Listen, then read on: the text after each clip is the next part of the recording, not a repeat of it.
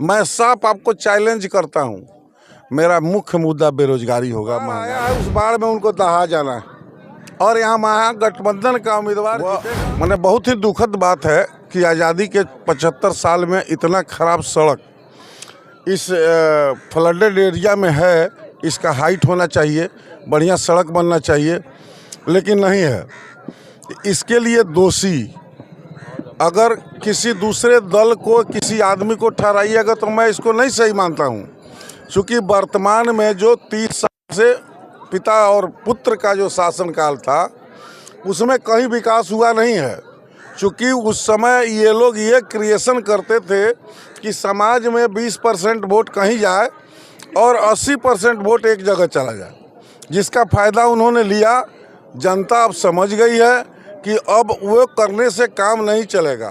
तो अब की बार हिंदुस्तान और पश्चिमी चंपारण की जनता एक तरफ सोच रही है कि हमारा सड़क अच्छा हो, हमारे बच्चे का विद्यालय अच्छा हो, हमारे गांव का इंफ्रास्ट्रक्चर अस्पताल अच्छा हो, डॉक्टर अच्छा हो।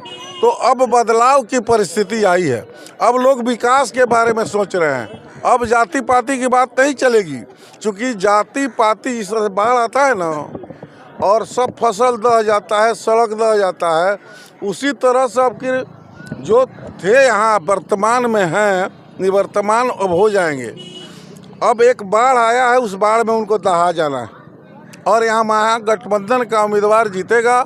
और निश्चित रूप से सड़क, बिजली, पानी, इंफ्रास्ट्रक्चर, विद्यालय और अस्पताल का प्रथम प्राथमिकता दे करके काम कराएगा। लेकिन अगर आप बिहार से एक प्रतिनिधि के तौर पे, सांसद के तौर पे आप चुन के दिल्ली जाते हैं तो बिहार की भी बहुत बड़ी समस्या है। जैसे बेरोजगारी एक मुद्दा है। बिहार में शिक्षा की अर्थव्यवस्था, जो रीढ़ की हड्डी बोली जाती है, शिक्षा आदमी को आगे बढ़ने के लिए रीढ़ की हड्डी जो है वो तोड़ दिया गया है। क्या कहिएगा शिक्षा को लेकर के, रोजगार को लेकर के? आपने कभी प्रधानमंत्री के मुंह से शिक्षा के बारे में सुना है? आपने कभी प्रधानमंत्री, देश के हमने लोगों के आदरणीय 10 साल से प्रधानमंत्री हैं, बेरोजगारी के बारे में बोले हैं?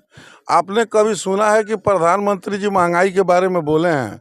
प्रधानमंत्री जी पाकिस्तान के बारे में बोलते हैं, प्रधानमंत्री जी मुसलमान के बारे में बोलते हैं। अगर प्रधानमंत्री जी बेरोजगारी का बात करें, महंगाई का बात करें, अशिक्षा का बात करें, अगर हर ऑफिस के भ्रष्टाचार का बात करें तो मैं उनका सराहना करूंगा, लेकिन 10 साल में एक बार नहीं बोले।